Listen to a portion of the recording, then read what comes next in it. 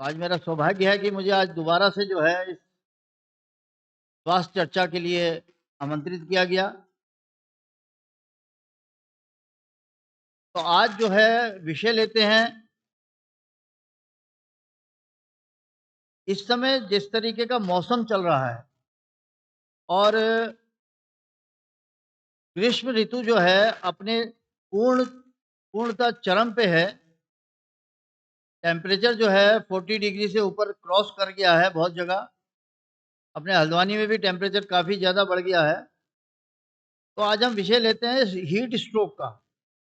Heat stroke जो है, जिसको साधारण भाषा में लू लगना कहते हैं। हालांकि ऐसे केसेस अब बहुत ज़्यादा कम हो गए हैं। मैं याद पड़ता कि जिस समय 20-25 साल पहले, 30 साल पहले हम लोग जो है अपने शिक्षण संस्थान में थे, मेडिकल कॉलेजेस में थे, तो उस समय ऐसे केसेस बहुत आया करते थे हीट स्ट्रोक के। और आदमी को अपनी जो है जीविकोपार्जन करने के लिए घर से बाहर निकलना पड़ता है। और गर्मी का प्रकोप इतना ज़्यादा, सुबह प्रातःकाल जो है 8 या 9 बजे से ही काफ़ी ज़्यादा जो है हो जाता है और गर्म हवाएं भी चलती हैं। तो किसी भी व्यक्ति को जो है, जो घर से बाहर निकलता है, घर के अंदर भी है, उसको संभावना रहती है कि उसको हीट स्ट्रोक हो सकता है।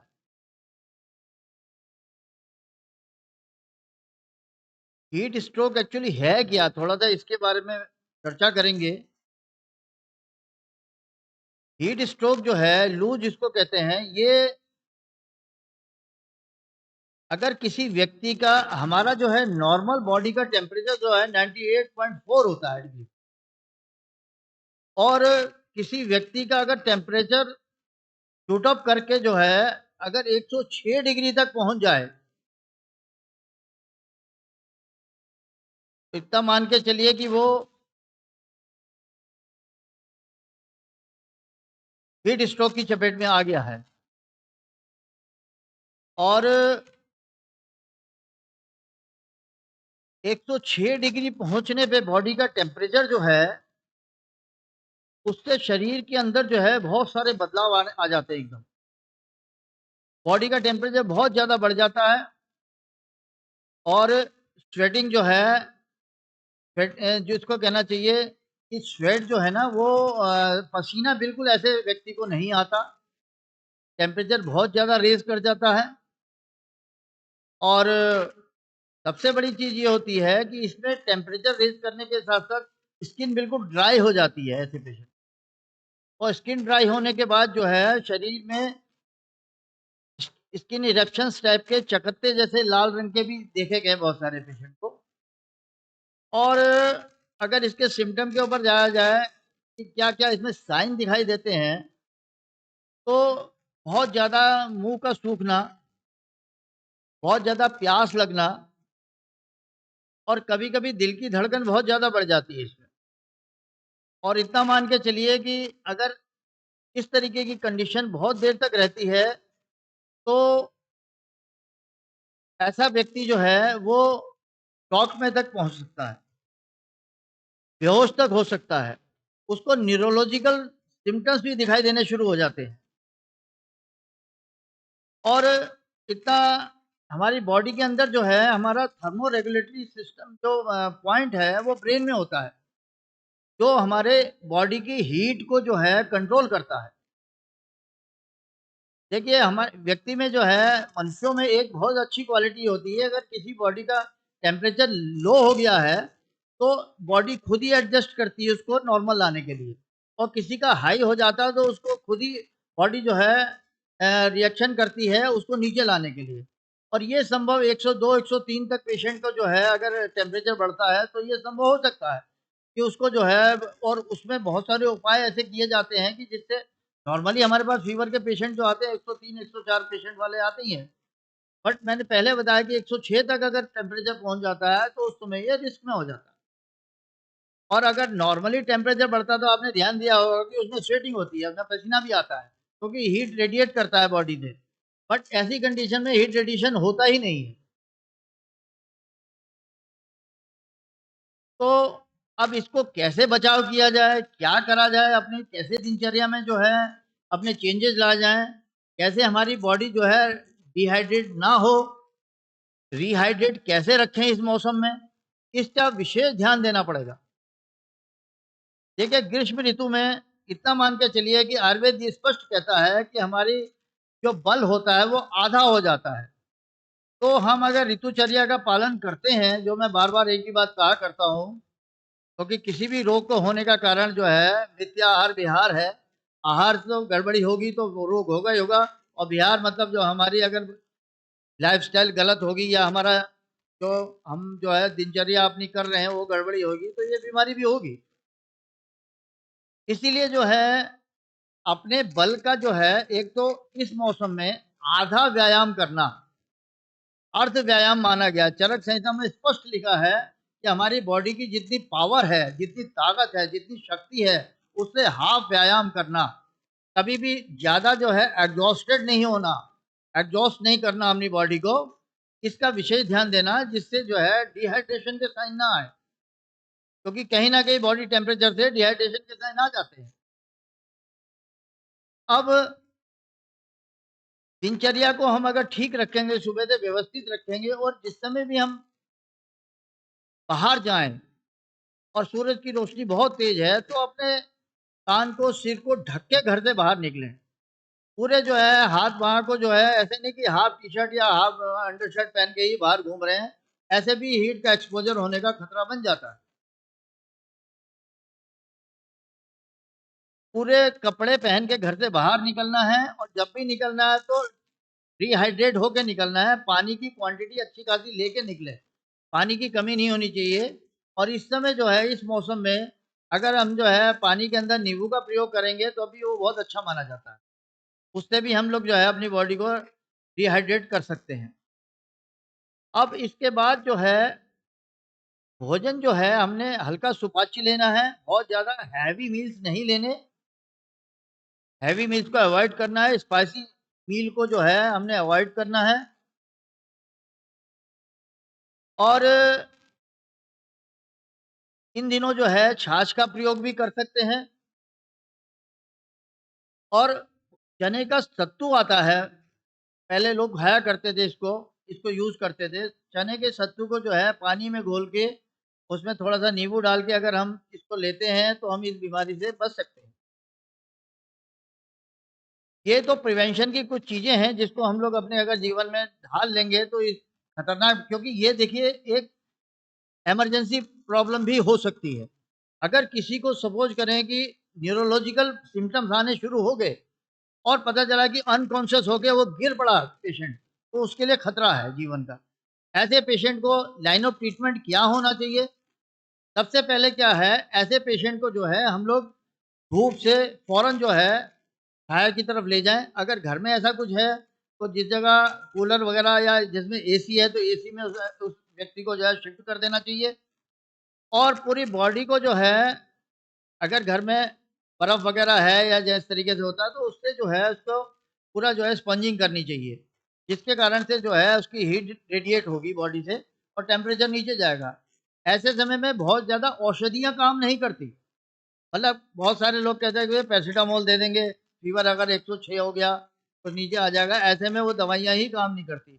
उल्टा उसका और साइड इफ़ेक्ट आने का खतरा बन जाता है और ये इतना खतरनाक हो जाता है कि एक तो डिहाइड्रेटेड बॉडी वैसे होती है, उसके बाद जो है अगर हमने एनाल्जेसिक ले लिया, तो उससे और भी कहीं किडनी-विडनी के और जो है लिवर में जो है प्रॉब्लम आने का खतरा बन सकता है।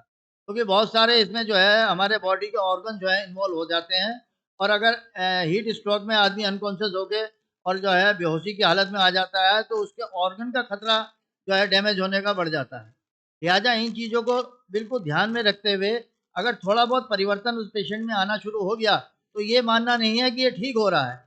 ऐसे व्यक्ति को फ़ौरन जो है हॉस्पिटलाइज़ करवाना चाहिए। ये एक एक मतलब खतरनाक जिसको कहना चाहिए इमरजेंसी हो सकती है। तो लिहाजा ऐसे पेशेंट को जो है हम हॉस्पिटलाइज़ करवाएँ, हॉस्पिटल में जो है उसको डॉक्टर ट्रीट करेगा, आईवी लाइन वगैरह देगा क्योंकि बहुत ज़्यादा ऐसी कंडीशन में जो है पानी पेट मुँह से पिलाना भी खतरनाक हो जाता है, क्योंकि पेशेंट में जो है वॉमिटिंग की टेंडेंसी भी होती है और पता चला कि एक्सेस वाटर अगर हमने मुँह से उसको दे दिया और ज़्यादा क्वांटिटी में दे दिया तो वॉमिटिंग हो सकती है। एक तो वैसे पेशेंट डिहाइड्रेटेड है और ऊपर से वॉमिटिंग अगर हो गई उस मरीज़ को, तो और भी सीवियर जो है उसकी कंडीशन क्रिटिकल हो सकती है। तो इन कुछ विशेष चीज़ों का हम लोगों ने ऐसे कंडीशन में ध्यान देना है और पेशेंट को जब हमने हॉस्पिटलाइज़ करवा दिया तो वहाँ पर भी उसको आईवी लाइन वगैरह लगेगी और उसको मैनेज कर दिया जाएगा। और जैसे-जैसे टेम्परेचर डाउन जाता है तो उसके बाद जो है पेशेंट में सिम्पटम खुद ही सबसाइड होने शुरू हो जाते हैं। तो इस कंडीशन में स्पेशली जो है मैं बार-बार एक ही बात कहना चाहूँगा कि हम लोग को सभी को जो इस विशेष ध्यान देना चाहिए कि हमें हीट एक्सपोज़र ना हो, हीट एक्सपोज़र नहीं होने अच्छा कुछ खान-पान में भी अपने जो है हम चेंजेज़ अगर ले आएँ, इन दिनों प्याज़ का सेवन करना चाहिए, बहुत अच्छा फ़ायदेमंद रहता है। पुदीना का सेवन करना चाहिए, ये तो हम घरेलू चीज़ें बता रहे हैं। आयुर्वेद के हिसाब से पित्त पापड़ वगैरह जो है, कुछ ऐसी औषधियाँ हैं, उशीर का प्रयोग इसमें करना चाहिए। उशीरासव आता है, मार्केट में अवेलेबल है, उसको भी हम लोग प्रयोग करवाते हैं, जिससे हमें लाभ मिलता है। तो इन चीज़ों का अगर हम लोग ध्यान देंगे, तो इसे एक मतलब जो दिखता नहीं है कि बहुत ज़्यादा खतरनाक लगता है, बट इससे भी खतरनाक कंडीशन आ जाती है, तो इसको हम बचाव कर सकते हैं। तो ये विषय जो है, इसको थोड़ा-सा हम लोग जो है ध्यान से समझें कि आफ्टर क्या हो सकता है और अगर कोई इस तरीके की प्रॉब्लम आती है, तो अपने डॉक्टर से कंसल्ट कर लेना चाहिए। ये नहीं कि पता चला कि हम ही सब कुछ कर सकते हैं, ऐसा नहीं है। डॉक्टर से कंसल्ट करने के बाद वो आपको इसमें राय देंगे और वो जो है आदमी ठीक हो सकता है और ऐसी एक्यूट इमरजेंसी से आदमी को बचाया जा सकता है। और अगर इसी कंडीशन में जो मैंने शुरुआत में बताया था कि दिनचर्या का विशेष ध्यान देना है, व्यायाम के बारे में मैंने बताया था कि अपनी बल का जो है आधा व्यायाम करना है और सुबह के समय जो है जैसे सूर्योदय के समय उठना मैं बहुत बार कहता हूँ, बताता हूँ। उसके बाद जो है अपने सारे प्रोसेस करने हैं। इन दिनों जो है योग और प्राणायाम जो है उस पे थोड़ा-सा ठीक-ठाक तरीके से ध्यान दें और बहुत ज़्यादा जो है इसमें हैवी एक्सरसाइज़ नहीं करनी है। इस चीज़ का विशेष ध्यान है क्योंकि अपने मेन बात है कि इसको जो है अ, अपने जितने वाटर के कंटेंट्स हैं इसको हमने जो है सेव रखना है अपनी बॉडी के अंदर और ये विषय जो है थोड़ा-सा मैंने अभी आपसे चर्चा करी और इसके बाद जो है अभी 5 मिनट का वक़्त और है और ये विषय तो यहाँ पर समाप्त हो गया। इसके साथ ही जो है इसी से रिलेटेड मैं दूसरा जो है हालाँकि वो विषय थोड़ा-सा लंबा है मगर मैं थोड़ी-सी बातें उसके बारे में और बताना चाहूँगा कि इन दिनों जो है वॉमिटिंग के केसेस भी बढ़ जाते हैं क्योंकि गर्मियों के दिन में जो है गैस्ट्रोएंटेराइटिस के पेशेंट बढ़ते हैं और जिसके कारण से जो है उल्टी आने का और इस तरीके का जो है काफ़ी ज़्यादा इन दिनों पेशेंट हम लोग के पास आने शुरू हो जाते हैं या कोई लूज़ मोशन के पेशेंट आ जाते हैं। तो थोड़ा-सा इस विषय में भी हम चर्चा कर लेते हैं क्योंकि 5 मिनट का समय अभी मेरे पास और है। तो वॉमिटिंग के लिए मेनली जो है फिर वही पहली चीज़ आती है कि आहार-विहार डिस्टर्ब होने के कारण से वॉमिटिंग हो सकती है। वॉमिटिंग का भी सेंटर भी ब्रेन में होता है, इस चीज़ का विशेष ध्यान देना है और वो भी किसी कारण से भी स्टूमेट अगर हो गया, तो ऐसी कंडीशन में जो है वॉमिटिंग हो सकती है। और वॉमिटिंग के लिए सॉरी वॉमिटिंग के लिए जो है ज़्यादा स्पाइसी ऑयली चीज़ें जो अगर जो आदमी व्यक्ति यूज़ करता है और ज़्यादा एसिड बनाने वाली चीज़ें अगर सपोज़ करो आदमी लेता है, एक्सेस जो है क्वांटिटी में अगर नींबू का सेवन भी करता है, चाय वगैरह को यूज़ करता है, तो ऐसी कंडीशन में और इवन देन आपको मैं एक चीज़ और बताऊँ, हालाँकि कार्बोहाइड्रेट है प्योरली जो है चावल चावल के कारण से भी एसिड ज़्यादा फॉर्मेशन होता है और एक्सेस क्वांटिटी में अगर ये चीज़ें ली जाती हैं, तो इससे जो है पेट में जो है हमारे जो है एसिड का सिक्रेशन ज़्यादा हो जाएगा, उसके कारण से वोमिटिंग की टेंडेंसी हो जाती है। और वॉमिटिंग की टेंडेंसी के कारण से जो है इस तरीके के अगर वॉमिट हो जाती है, ये मान के चलिए कि वॉमिटिंग से डिहाइड्रेशन के बहुत ज़्यादा चांसेज़ होते हैं। एक बार को लूज़ मोशन से इतने ज़्यादा डिहाइड्रेशन के चांसेज़ नहीं होते जितने कि वॉमिटिंग से होते हैं। तो ये भी एक जो है क्रिटिकल पोज़ीशन हो सकती है, इसका भी हम लोग विशेष ध्यान दें, अपने खान-पान को दुरुस्त रखें और जो है इन चीज़ों को और अगर वॉमिटिंग हो जाती है तो अपने डॉक्टर से कंसल्ट ज़रूर करें। और एक इसके लिए छोटी चीज़ मैं बताना चाहूँगा, अदरक जो होता है, अदरक को अगर सपोज़ करो कि छोटे से इसमें छील के और मुँह में सेंधा नमक लगा के मुँह में रख दिया जाता है, तो वॉमिटिंग की टेंडेंसी को हम बचाव कर सकते हैं। तो चूस लिया जाए, तो जो नौज़िया होता है, नौज़िया को हम बचाव कर सकते हैं। इवन देन जो है, अगर प्रेग्नेंट लेडी है, प्रेग्नेंट लेडी को बहुत ज़्यादा एंटीबायोटिक ड्रग्स नहीं दी जाती है, तो उनकी कंडीशन में जो है हम जो है अगर समझ करो इसका अदरक का यूज़ करते हैं तो वो ज़्यादा बेनिफिशियल हो जाता है। और आजकल बहुत सारी एलोपैथिक दवाइयाँ भी ऐसी आ रही हैं जिसके अंदर जो है अदरक का जो है प्रयोग किया गया है और वो मार्केट में अवेलेबल है। तो इतनी बात कह के मैं जो है हालाँकि ये विषय फिर बाद में कभी लेंगे। मैं अपनी वाणी को विराम देता हूँ। आपने मुझे ध्यान से सुना। आपका बहुत-बहुत धन्य